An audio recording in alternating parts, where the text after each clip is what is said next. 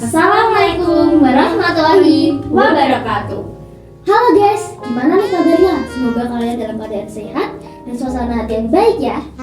Hai semua, aku Natasha dari kelas 10-11. Aku Sania dari kelas 11 IPS 5. Selamat datang di official podcast SMA Negeri 1 Begas. Nah, kali ini kita akan membawakan topik podcast yang sangat seru dan keren, yaitu peran generasi muda sebagai pembicara publik. Dengan narasumbernya yang tentunya juga keren-keren juga loh. Ini ada siapa aja sih Kak narasumbernya? Nah, di sini akan ada Kak Ale, Kak Atala, Kak Aura, dan juga akan dimoderator ini sama Kak Cinta. Nah, sebelum kalian nonton podcast ini, jangan lupa dukung kami dengan cara subscribe channel ini, like, komen, dan share juga ya. Selamat menonton. Let's talk about Fancast Story. Assalamualaikum warahmatullahi wabarakatuh.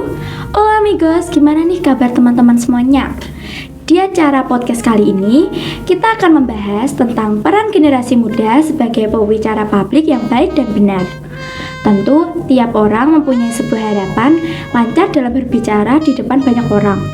Padahal dalam kenyataannya, banyak orang yang masih grogi, bahkan kurang percaya diri. Pada kesempatan kali ini, kita akan membahas ini semuanya. Sebelum itu, perkenalkan saya Cinta dari kelas 10-11 selaku moderator yang akan memandu podcast kali ini. Nah, di sini kita sudah kedatangan 3 narasumber nih, yang luar biasa tentunya. Baik, untuk ketiga narasumber dipersilahkan untuk memperkenalkan diri terlebih dahulu. Halo teman-teman, nama aku Ale dari kelas 11 MIPA 2. Halo, nama aku Atala dari kelas 10-10. Dan aku Aurel dari kelas 10-1. Baik, kita lanjut saja. Di sini aku mau tanya-tanya nih seputar peran generasi muda sebagai pembicara publik. Ngomong-ngomong, kenapa sih kok harus generasi muda yang berperan sebagai pembicara publik? Nah, pertanyaan keren nih, kenapa sih harus generasi muda yang jadi pembicara publik? Karena menurutku sendiri, generasi muda yang akan nanti ke depannya memimpin bangsa Indonesia. Dan salah satu syarat untuk jadi pemimpin adalah bisa berbicara di depan orang tuanya. Kayak gitu. Apalagi kan generasi muda saat ini tuh digadang-gadang sebagai pembawa perubahan bagi Indonesia. Indonesia akan mencapai Indonesia emas tahun 2045 di tangan generasi muda saat ini. Bener banget. Jadi semua dari generasi muda ya, yang kayak siapa lagi kalau bukan kita gitu loh. Iya. Terus lanjut nih, bagaimana eksistensi peran generasi muda pada masa kini sebagai pembicara publik? Jadi eksistensi pemuda pada masa kini itu bisa dibilang setengah-setengah lah ya. Jadi setengahnya masih ragu-ragu bahkan takut untuk mengeluarkan pendapat dan aspirasinya. Lalu udah ada yang setengah juga ini berani untuk mengeluarkan pendapatnya. Tapi masih kurang maksimal dengan pendapatnya itu masih agak diragukan gitu. Karena dibilang masih pemuda itu masih kurang berwawasan lah ya. Ya padahal anak muda ini tuh yang bakal menjadi generasi emas ya di tahun yang akan datang. Harusnya tidak takut sih, kayak jangan diremehin juga anak Makanya kan muda. kasus tuh kayak anak muda tuh udah mulai berani speak up tapi dijatuhin lagi, makanya banyak yang malas sih. Iya, Apalagi kan ada undang-undang yang mengatur tentang nggak boleh kritik gitu kan. Kalau kritik masuk penjara, jelas sih itu. Kalau kritiknya yang Positif. sensitif gitu ya kayaknya cocok juga sih dengan Nah, itu. kita lagi-lagi harus belajar cara berbicara dengan baik, bukan asal ngomong. Tadi kan kalau tentang undang-undang tadi kan itu diatur agar orang-orang tuh nggak seenaknya. Tapi kalau kita berpikirnya itu atau ngomongnya itu berpikir dulu, mungkin nggak bakal terjadi sih hal kayak gitu. Mungkin juga gara-gara pemuda sekarang kalau berbicara mungkin belum sesuai dengan norma. Ya norma, makanya akhirnya banyak dikritik atau dijatuhkan lagi gitu. Ada juga yang di sosmed itu ya. Iya.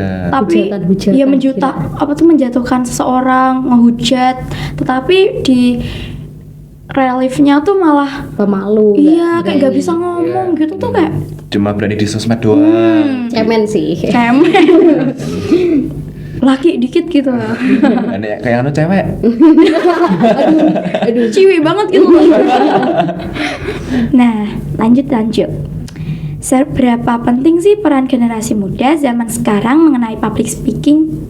menurutku penting banget ya. Soalnya di era saat ini tuh, di zaman ini kalau gak ada public speaking yang baik, kita tuh gak akan ada apa-apanya. Kita gak bisa bersaing dengan yang lain. Kita juga akan malu, minder sama yang lain gitu sih.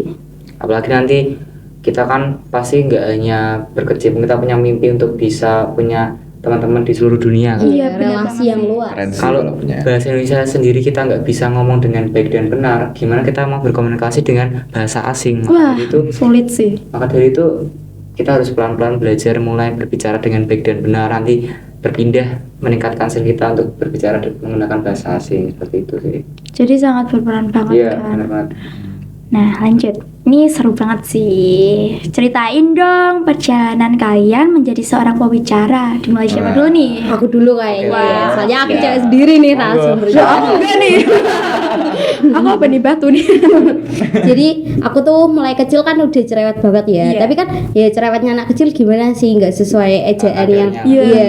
Dan juga ceplos-ceplos. Iya bener banget, soalnya kan masih kecil gak tahu Iya. apa-apa. Terus habis itu mulai beranjak anak-anak remaja, itu tuh kayak kemampuan berbicaraku itu menurun drastis. Apalagi pas SMP kena corona, itu gila. Aku kayak orang nggak bisa ngomong, sampai mamaku marah-marah. Katanya aku mau dilesin ngomong. Parah Bahasanya ya. banget. Mungkin ada ya les untuk ngomong. Terus abis itu aku join forum anak Kabupaten Malang. BTW aku dari Malang. Wih, Anak absen Malang nih, dong. terus. Senggol-senggol. Jangan dong. Terus itu di situ kayak ketemu teman-teman dari beberapa kecamatan, itu udah jadi duta, udah jadi orang yang layak lah, jadi orang yang hebat gitu. Itu kayak melatih mentalku, melatih kayak kepribadianku menjadi yang lebih ingin kayak mereka, ingin gini, ingin gini. Terus aku kayak diajari berbicara yang baik gimana, jadi narasumber, jadi moderator gitu sih. Terus SMA aku milih sekolah di Bergas, ikut OSIS lagi, ikut kelas orasi yang gak semua sekolah tuh dapat gitu kan. Iya, Dan bener beruntungnya kelas orasi tuh ada di Bergas gitu. Ini tuh juga Keren sih. kesempatan yang emas juga Iya. buat kita ya, untuk belajar lebih dalam tentang public speaking. Iya. Untuk Mhm. selanjutnya siapa nih? Aku aja nih ya. Oke. Jadi kalau cerita pengalamanku tuh mungkin agak sedikit berbalik dengan Kak Aura tadi ya, yang awalnya tuh aku tuh anaknya pemalu. Aduh. Bahkan ngomong aja nggak berani gitu. Jadi kayak ada orang ngomong sama aku itu juga nggak aku jawab, aku cuma ngangguk-ngangguk sama geleng-geleng doang. Bayangkan muka aku kayak gimana? Apalagi masih kacamata kotak ya dulu. Turun banget ya. Kayak Nobita. Bukan. Kita udah bulat. Oh iya, iya.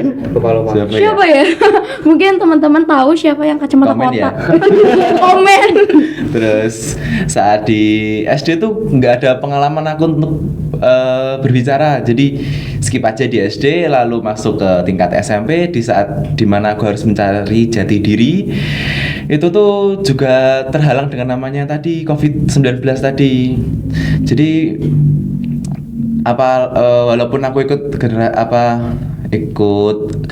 organisasi OSIS, itu tuh kurang berpengaruh ke akunya. Terus juga nggak banyak sih di SMP. Lalu masuknya ke aku ke SMA ini barulah selesai pandemi, baru bisa untuk mengembangkan diri lagi dan masuk juga ke organisasi OSIS lagi dan kelas orasi ini. Jadi itu corona juga sangat berpengaruh banget gak sih, membuat public speaking kita tuh menurun drastis gitu ya. Iya. Rata-rata juga pada menurunnya waktu SMP dan di masa-masa corona. Padahal itu harusnya masa kita tuh kayak lagi senang-senangnya gak sih ngelihat Iya. dunia luas gitu ya. Waktu akunya kita bersosialisasi, Iya, bener mencari banget. temen. Mencari temen, belajar public speaking, Iya, karena Ngembangin bakat. Iya, Iya. basic-basic duluan lah di SMP ya. Kan udah mudeng juga ya. Iya. Kalau Kak Ale gimana nih? Kalau aku sendiri sih hampir sama kayak Atala. Dulu waktu aku kecil tuh benar-benar pemalu banget. Mungkin takut sama orang, nggak pernah ngomong sama orang, jarang. Tapi beranjak anak-anak aku masuk ke SD, ikut banyak banget lomba ya. Nah, salah satu lomba itu ada lomba pidato bahasa Indonesia. Nah, dulu tuh lombanya kayaknya kelas 2N kalau nggak salah. Kayaknya sampai sekarang juga ada sih. kelas Iya. 2N. Iya memang masih ada. ya. Aku juga ikut di sih. cabangnya tuh sekarang pidato bahasa Indonesia kayaknya udah nggak ada. Terus alhamdulillah juga dulu tuh sampai tingkat provinsi. Jadi Keren banget gak sih? Jadinya walaupun provinsi nggak pernah, tapi kan ilmu selama pelatihan. Iya, yang nggak pengalamannya sebentar juga itu loh yang paling berarti. benar-benar mengubah diriku 180 derajat sih. Dari yang dulu pemalu ngomong, bisa berani ngomong depan orang banyak, terus berpikir kritis juga, terus stage act-nya juga gimana, itu bisa dilatih terus. Terus akhirnya SMP nih. SMP akhirnya ikut organisasi OSIS. Ini kan juga Atala sama Aura juga ikut organisasi. Iya. Iya. Di organisasi kan otomatis kan harus ngomong nih dengan banyak orang yang baru yang belum kita kenal dan dengan pemahaman yang berbeda-beda juga. Itu juga melatih kita untuk paham dengan audiens yang kita hadapi juga sih sebenarnya. Lalu akhirnya masuk ke SMA, ikut OSIS lagi dan alhamdulillahnya bisa bergabung di kelas orasi ini sih. Jadinya berharap nanti setelah kelas orasi ini juga bisa meningkatkan kemampuan berbicara di depan umum. Pasti banget sih. Dan juga kenapa sih kok rata-rata cowok semua nih yang pemalu ya waktu masa kecil gitu loh? Kok Kayaknya emangnya pemalu rata-rata Iya, normal ya kayak gitu ya? Kodratnya, Iya. iya. Terus kalau yang cewek tuh rata-rata emang Cerewet. Bener banget. Ya kayak aku Mbaknya juga sih. cerewet gak sih? Ya banget sih. Dulu lo apa tuh aku juga suka ceplos-ceplos ya intinya cerewet banget lah, hampir sama. Mungkin kita Besti. Tapi ada loh yang cowok tapi cerewet. iya ada, tetapi kayak banyak juga kayak Bisa dihitung jari lah. iya dihitung jari loh ini. Iya. Dan juga rata-rata orang bilang kalau orang cerewet tuh pintar berbicara di depan umum ya, kayak public speakingnya pasti bagus. Padahal nggak banget nggak sih? Belum tentu. Belum tentu kan.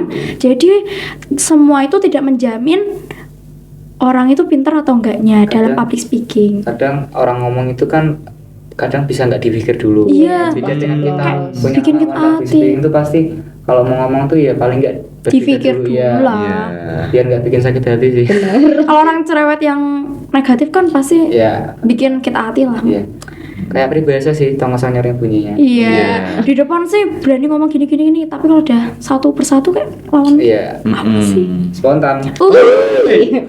Oke, jadi cukup panjang juga ya perjalanan menjadi seorang pembicara publik yang baik tuh. Dan rata-rata ini mengikuti OSIS. Nah, jadi dari kecil tuh ada yang ikut lomba, ikut organisasi, forum anak. Nah, ini tuh bisa dijadikan teman-teman semuanya sebagai inspirasi untuk berlatih public speaking yang paling dasar dulu Iya, lah, iya. gitu. Nah, lanjut. Menurut kakak pribadi, apa saja yang didapat menjadi seorang pembicara itu, Kak Aurel? Kalau dari aku sih pastinya lebih percaya diri ya. Yang awalnya kita kalau nggak bisa ngomong tuh malu, minder sama temen yang lain, kita jadi bisa kayak, wow aku bisa loh, aku berani loh ngomong ke depan Iya. gitu. Terus interaksi sama teman juga berani, sama guru juga berani. Maksudnya berani itu kayak, ya aku berani maju, bukan berani kayak durhaka gitu ya. Parah sih nih ini. Iya. Gitu sih. Kalau dari aku percaya diri itu pertama. Kalau dari aku sendiri, kalau dari awal kan tadi kan berbicara tentang lebih untuk manfaat untuk diri sendiri. Iya. Kalau aku berpikirnya ini bisa bermanfaat bagi orang banyak. Kayak sebuah peribahasa yang menurutku itu berkesan banget buat aku dan cocok nih buat public speaking. Bunyinya tuh kayak gini, if you can speak, you can influence, and if you can influence, you can change lives. Artinya bahwa ketika kamu bisa berbicara, kamu bisa mempengaruhi, dan ketika kamu bisa mempengaruhi, maka kamu bisa mengubah hidup. Nah, mengubah hidup di sini tuh berarti kita tuh bisa mengubah hidup orang lain. Contoh gampangnya sih ketika kita menjadi pembicara di sebuah seminar, pasti kan pas dulu zaman COVID nih, pasti kan udah sering banget ketemu kayak seminar-seminar gitu, Iya, webinar lah, online, ya. iya. Nggak seru sih. Seru sih. Iya, tergantung juga sih temanya apa. Nah, ketika kita menjadi pembicara di sebuah seminar, kita akan menyampaikan sebuah ilmu atau materi. Nah, orang-orang akan datang untuk mendengarkan pembicaraan kita nih. Nah, mereka akan membawa pulang materi yang kita sampaikan tadi. Otomatis kan akan bermanfaat bagi orang tersebut. Makanya manfaat untuk tentang public speaking sendiri itu nggak hanya untuk diri kita sendiri loh, tapi Tapi untuk untuk orang lain. juga. Jadi kayak gitu. Jadi kalau orang lain bisa, kenapa kita enggak Iya, gitu kan iya. ya? Jadi kita bisa, masa kalian enggak? Kalian juga harus kayak kita dong. Selagi bermanfaat Iya. harus dicoba terus sih. Iya, apalagi ini juga positif banget kan public speaking. Keuntungannya juga banyak, gak cuma buat diri sendiri tetapi orang lain Iya. juga. Ya. Bagaimana sih cara kalian dalam menarik perhatian audiens untuk mendengarkan kalian?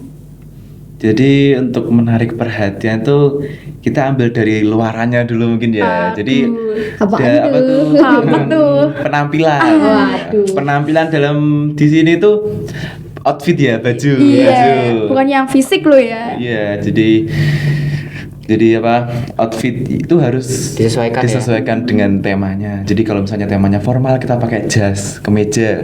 Lalu kalau misalnya yang non formal nih Kayak fancy kayak gitu ya? iya fancy non formal tuh ulang tahun juga bisa. Itu juga harus menyesuaikan juga, pakai baju yang berwarna-warni. Iya, cewek kue, cewek kue. Kue.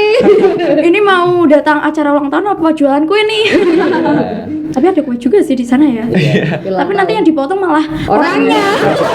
Ya jangan dong. Kuenya malah diagurin. Kayak kamu.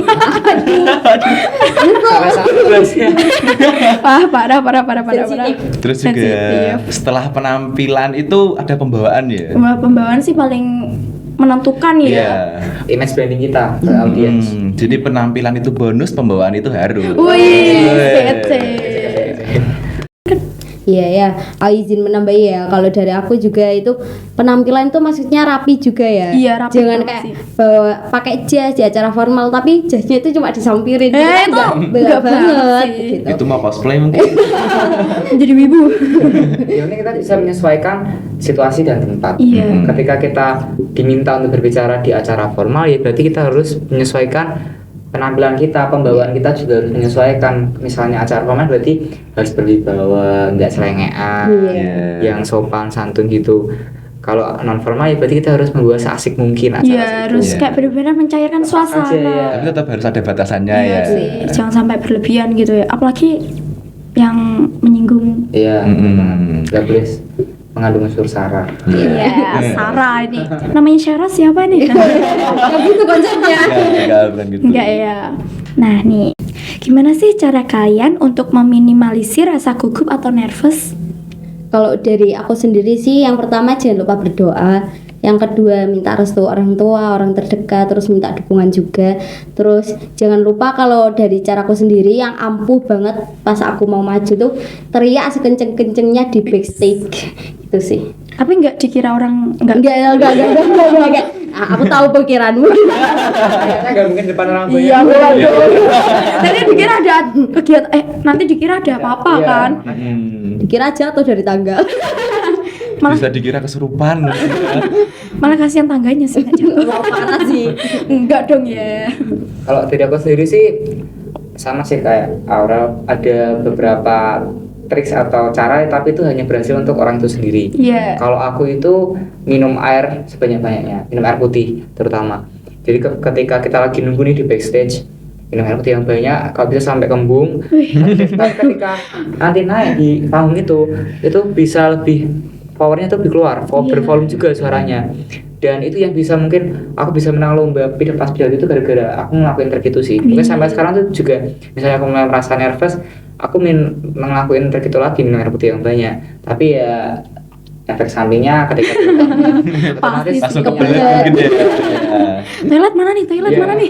Jadi kalau ada orang itu unik-unik ya Iya. caranya buat Jadi ngilangin. buat kalian yang masih suka ngerasa gugup atau nervous tuh cari cara Keunikan untuk di diri kalian. Iya, cari cara untuk meminimalisir rasa kegugupan kalian. Kan banyak juga nih cara-caranya, unik-unik juga nih. Ada yang teriak, ada yang minum air putih sampai kembung gitu ada ya. yang jogging dulu kan. Ya kali malah capek duluan ya belum kegiatan. Terus kan habis itu minum air putih yang banyak. Nanti malah nggak fokus sih. Di atas panggung leha-leha sih duduk. Ngantuk. Nasi padang. Iya. Nggak baik banget sih. Nah, lanjut. Kalau dalam penyampaian materi sebagai pembicara sendiri itu secara spontanitas atau disetting sih? Jadi untuk di setting atau tidaknya itu ada keduanya. Jadi untuk di settingnya itu bisa dari rundown acaranya, terus narasumber yang ingin diundang. Nah, untuk spontan itu saat inti acara berlangsung. Jadi mungkin ada sesuatu hal yang tidak diduga oleh kita dan disitulah kita harus menyiapkan mental dan batin untuk mengeluarkan spontanitas untuk menyesuaikan keadaan tersebut. Tapi kalau menurutku sendiri yang disebut tadi spontanitas itu maksudnya teknis pelaksanaannya, Iya. stage act-nya yang spontan. Tapi untuk persiapan materi itu nggak dia namanya spontan. Contoh aja misalnya presiden atau ustadz. Nah, otomatis kan ustadz itu ketika dia ceramah memberikan sebuah materi atau ilmu kepada pendengarnya, dia kan pasti sudah belajar dulu nih, mendalami Sebelum-sebelumnya. agama, ya pasti belajar dulu. Nggak mungkin tiba-tiba dia belum tahu apa-apa terus ngomong di depan orang banyak, kan nggak mungkin. Nanti yang dia sampaikan malah justru salah. Iya benar-benar. Sama kayak misalnya kita belajar geografi nih, tapi tiba-tiba kita suruh belajar di kelas kimia atau fisika, kan nggak nyambung banget. Kita harus belajar kimia dulu biar bisa ngomong di kelas kimia. Kalau geografi kan kita udah menguasai, aman. Iya. Tapi kalau kita belajar geografi disuruh ngomong di kelas kimia nggak bakal Nggak bisa. nyambung. Ya. Dan itu bakal susah banget. Jadi orang-orang yang mengatakan kayak itu secara spontanitas tuh nggak juga. Semua tuh kalau nggak belajar juga nggak bisa. Kita aja juga nggak bisa secara spontan gini ya ngomong. Iya. Semua juga harus ada Berdasarkan Persiapan. pengalaman, iya persiapan juga. Spontan. Nah lanjut. Gimana sih cara kalian untuk menentukan topik yang menarik anak muda zaman sekarang mendengarkan kalian sebagai pewicara? Kalau dari aku sih, yang pertama itu harus mengenali audiensnya dulu ya. Iya. Itu kalau anak zaman sekarang kan pasti nyari yang tren-tren, yang tren itu apa gitu. Itu sih. Yang biar gampang diterima ya. Iya. Iya, yang gaul-gaul gitu ya. Nah ini contoh nih, kita ambil topik tentang insecurity. Nah kita ambil topik tentang Insecure nih. Insecure. Bisa kita sambungin nih Pak sama lagu mungkin ya yang lagi tren. Ya, Apa lagu ya? Oh jadi Dibanding-banding. Sesuai banget tuh. Sesuai banget. Insecurity digabungin sama jadi Aja dibanding-banding. cocok. Nah itu salah satu contohnya biar pendengar tuh lebih mudah gitu, apalagi anak muda. Iya. Tapi lagi-lagi harus menyesuaikan situasi Iya. dan kondisi. Gak mungkin kita lagi pidato di depan presiden terus tiba-tiba nyeletuk. Aja dibandingin. gak lucu Iya. banget. Lucu. Kan kayak Kesalahan teknis nih. Iya. salah server. Login ulang. Valid sih. Jadi kita harus ngikutin tren yang sedang beredar, menyesuaikan juga trennya cocok enggak untuk Iya. materi yang kita sampaikan. Kalau nggak cocok mungkin bisa dibilang kudet mungkin. Nah. Ya. Gak nyambung nih. Iya, nggak banget. Gaji Maaf, banget sih. jatuh. Iya. Spontan. Nah, pertanyaan terakhir nih dari aku nih. Perlu nggak sih adanya dukungan orang tua untuk menjadi seorang pembicara? Berat sih ini. Perlu banget gak sih? Iya, Setuju. setuju. Soalnya- Faldi, kok Faldi? Valid. Valdi apaan ya? Faldi sama. Yuk yang namanya Valdi mohon maaf ya. Jadi dukungan orang tua tuh perlu banget ya. Apalagi kan kalau orang yang nggak didukung orang tua pasti tuh akan merasa kayak gimana gitu. Terus juga dukungan orang tua itu mempengaruhi kita banget. Tanpa dukungan orang tua kita nggak akan bisa kayak gini gitu sih.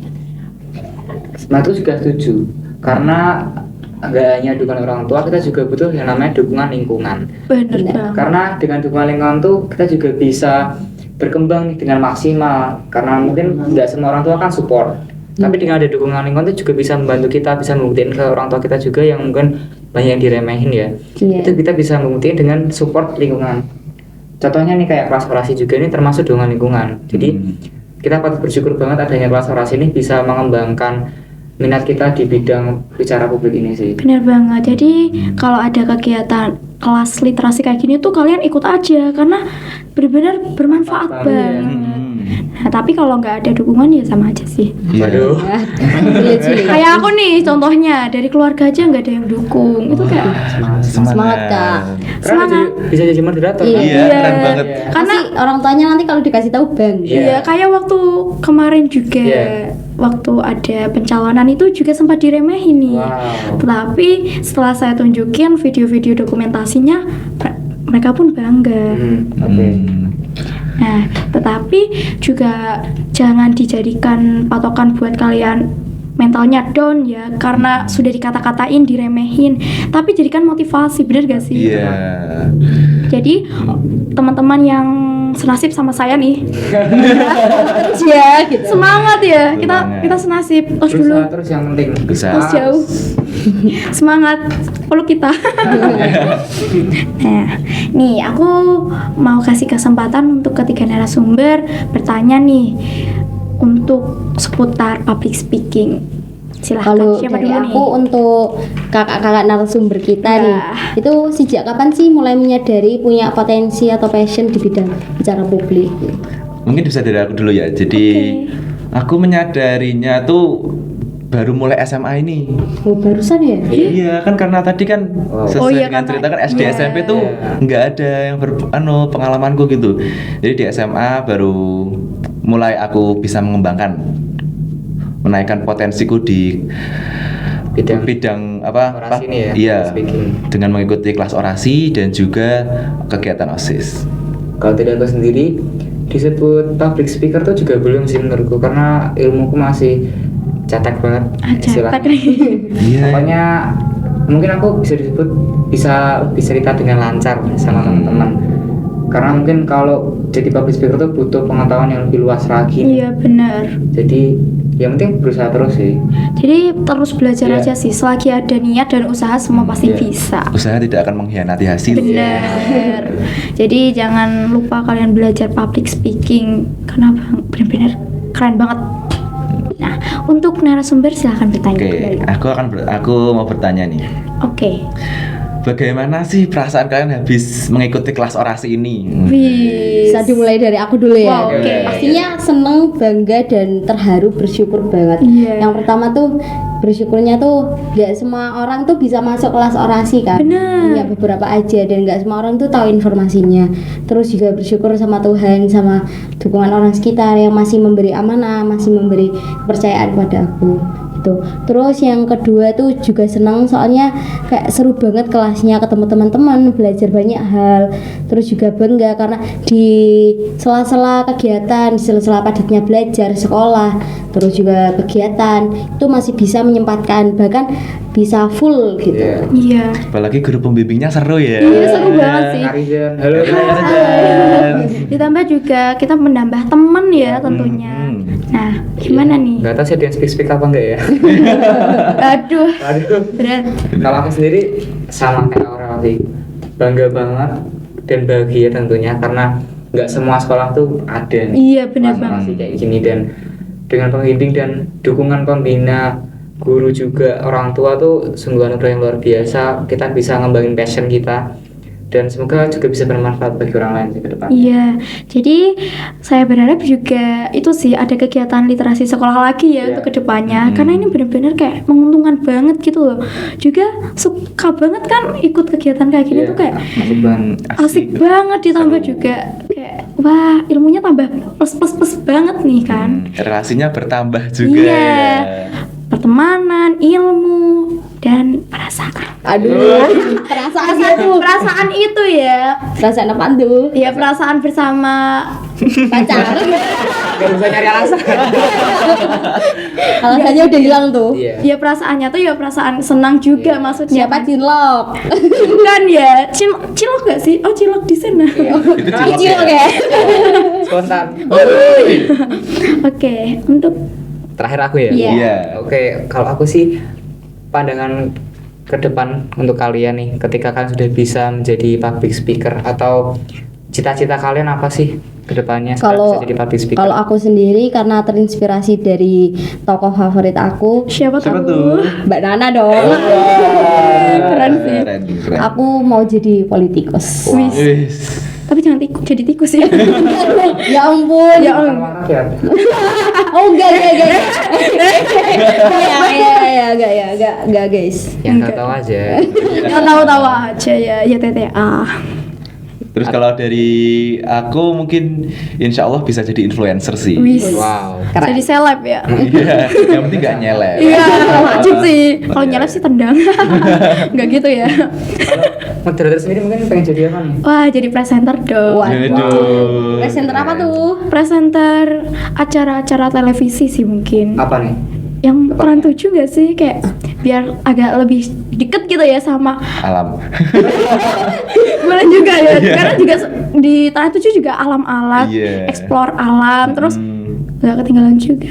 motor GP. Wah, banget. Sukanya moderator tuh. Iya. Oh pada tahu ngikut. Soalnya biasanya kan Trans 7 kan adanya kan motor GP. Iya. Iya, MotoGP tuh kayak bener-bener Ini menjadi cewek langka gak Wah. sih suka MotoGP? Keren. Yang suka Cari- ngueng. ayo kayak cornering. Adu cornering. Iya. Nah, mau tau nggak idol aku siapa? Siapa tuh? Siapa? MM dong. Oh, Doain gak sih jadi jodohku? Iya. amin. Aminin aja. Ya, Iyain dulu deh. iyain dulu ya. Ya. Spontan. Oke, aku boleh ngasih pertanyaan terakhir nggak sih? Boleh. Boleh banget dong. Nah, aku mau tahu nih pengalaman yang paling berkesan kalian menjadi seorang pembicara publik tuh kayak gimana aja sih? Dari aku mungkin pas aku di Forum Anak Kabupaten Malang, aku ditunjuk jadi narasumber di kecamatan di daerahku. Iya. Itu sebuah pengalaman yang berharga bagiku karena pertama kali di situ dan aku baru belajar tentang berbicara yang baik dan aku udah ditunjuk jadi pembawa materi itu sih. Bangga banget gak sih? Banget lah. Aku dengarnya aja juga bangga. Iya. Keren banget. Terus kalau dari aku tuh yang berkesan itu lagi-lagi baru di SMA ini ya Wah. yang berkesan. Tapi ini gitu ya. ada juga yang sudah dari kecil dari SD sudah mempunyai potensi. Ada juga yang berkembangnya waktu SMP. Ada juga yang baru di SMA gitu. Tapi Nggak kalah apa keren sama salahnya yang gitu lain. ya kalau Iya. baru SMA baru terbuka gitu loh. Iya, baru terjun tuh. Kan nggak apa ada kata salahnya? terlambat Iya, aja. benar banget. Jadi yang paling berkesan di SMA itu kan aku ikut organisasi OSIS nih. Iya. Terus juga aku tuh mencalonkan jadi ketua OSIS. Wah, keren. Dan di saat pencalonan ketua OSIS itu ada sebuah proses dan acara tuh namanya debat. Sama Berat sih pasti ya. sumpah Rang apa sih? Iya, sama orasi. Dan itu juga sama apa? Membantu banget ya. Iya, membantu banget apalagi pas debat itu penalisnya tuh guru-guru Ih, besar. guru-guru ditambah juga lawannya kakak kelas itu sangat susah. Siapa nih? Siapa ya? Mana nih kita menengahi ketos yang kita lawan waktu itu. Iya sih. Try. Tahun depan coba lagi sih, tahun depan coba lagi. Insya Allah. Itu pasti lawannya adik kelas. Bismillah. Nah, jadi tuh banyak juga ya kayak dari kegiatan forum anak, pencalonan OSIS, ketua OSIS, Iya, debat, orasi. Nih untuk Kak Ale sendiri gimana nih? Perkalan paling berkesan itu ya pas lagi lomba dia tuh karena mengubah diriku banget sama ya itu tadi masuk OSIS pas jadi ketua itu karena ketika kita berbicara sama teman-teman kita itu kan salah satu juga bicara publik ya bentuknya. Ketika kita bisa ngomong dengan baik dengan benar agar mereka paham itu bisa membantu mereka untuk menjalankan tugas sehingga bisa mencapai tujuan bersama. Maka dari itu menurutku itu sangat berkesan banget karena bisa membawa kemajuan bagi orang banyak sih. Membanggakan banget gak sih dari cerita ketiga narasumber kita ini, dari perjalanannya, terus juga keuntungan-keuntungan yang diraihnya, dan pencapaian mereka. Nah, sedih banget gak sih selesai sudah podcast kami pada kali ini, seperti kamu dan Dias yang telah usai tanpa pernah dimulai. Dari kami jika ada kurangnya mohon maaf karena yang lebih hanya perasaanku kepada dia. Untuk pengakhirannya, jalan-jalan ke Amerika, pulangnya membeli good time. Terima kasih atas perhatian Anda semua and see you next time. Dadah. See you. Nah, gimana nih guys? Setelah kalian menonton podcast tadi, pasti ada hal yang kita dapat nih. Nah, peran generasi muda itu penting loh sebagai pembicara publik karena generasi muda itu akan menjadi pemimpin bangsa ke depannya ya, Kak. Nah, generasi muda Indonesia digadang-gadang di tahun 2045 disebut sebagai generasi emas atau Indonesia emas gitu ya, Kak? Iya. Eksistensi generasi muda di negara ini tuh masih setengah-setengah gitu ya. Ya Kak, setengahnya ada yang sebagian gitu loh, masih ada yang ragu-ragu untuk menyampaikan pendapat, ada juga yang udah berani menyampaikan pendapat dengan public speaking yang keren-keren pastinya. Dari pengalaman narasumber kita nih banyak sekali ada yang menarik, ada yang udah pandai berbicara, ada yang masih malu-malu gitu ya, Kak. Iya Kak, ya mau masih kecil gitu ya, mungkin masih kecil terus kemampuannya belum terasah. Tapi seiring beranjak dewasanya mereka semakin pandai untuk menyampaikan suaranya, public speakingnya semakin keren, dan juga mereka mengikuti organisasi-organisasi seperti OSIS, ada juga yang ikut forum anak gitu ya. Jadi gitu keren banget sih, sampai jadi ketua nggak sih? Tuh, terus ada juga yang ikut lomba pidato sampai tingkat provinsi, mereka semua keren-keren banget gak sih Kak Tasya? Keren banget. Kita juga dapat banyak hal nih dari pembicara kita. Salah satunya ada dari coachnya Mas Ale nih. Apa tuh Kak Tania? Apa sih tadi? Apa ya? Jadi quotes-nya tadi yaitu, if you can speak, you can influence. If you can influence, you can change life. Jadi kalau kita bisa berbicara, kita bisa mempengaruhi seseorang. Kalau kita bisa mempengaruhi seseorang, kita bisa mengubah seseorang. Ternyata dengan berbicara tuh kita bisa bantu orang gitu ya. Iya, Kak, memberi nasihat gitu ya Kak Iya. Tasya berarti. Iya. Ada beberapa hal nih yang bisa kita lakukan untuk menarik perhatian audiens. Yang pertama sih pasti dari materi dong, pembawaannya, penampilannya, dan juga melihat sikon tentunya. Ya, topik untuk menarik audiens itu bisa kita cari dengan yang trending. Iya. Misal tadi kita mencari topik insecurity, bisa dikaitkan sama lagu yang lagi hits nih. Apa tadi judulnya Kak? Ojo dibanding-bandingin nggak sih? Wah, keren banget tuh lagunya. Tapi kita juga harus lihat sikon ya. Dari para narasumber kita nih banyak sekali hal-hal unik yang mereka lakukan nih untuk meminimalisir rasa gugup. Salah satunya tuh dengan minum air putih yang banyak guys ya. Duh, itu apa nggak kembung itu Kak Tasya. Terus ada juga yang harus Kak teriak-teriak dulu gitu Kak, melepaskan bebannya mungkin ya Iya. sebelum kita naik ke panggung, terus lihat audiens gitu ya. Semua orang pasti memiliki caranya sendiri-sendiri. Dan jangan lupa pastinya juga berdoa dan ikhtiar dong tentunya. Iya dong pasti. Dan dukungan orang tua tuh perlu banget gak sih untuk menunjang agar jalan kita tuh lebih maksimal gitu. Ya tentu dukungan orang tua itu nomor satu, tapi jangan lupakan dukungan lingkungan. Seperti saat ini kita ikut kelas operasi itu termasuk dukungan lingkungan, Iya. karena nggak semua orang bisa seperti ini kan. Nah cukup sekian nih podcast kita kali ini. Saya ucapkan terima kasih banyak kepada Kak Rizan Selaku pembimbing kami atau pendamping kami selama kita mengikuti kelas orasi. Seru banget gak sih Kak ikut kelas orasi? Seru banget sih. Seneng banget gak? Senang Seneng banget. banget, kita juga bersyukur bisa mengikuti kelas orasi ini. Jangan lupa subscribe, like, and comment. Thanks for watching. Let's talk about Vegas story. See you guys.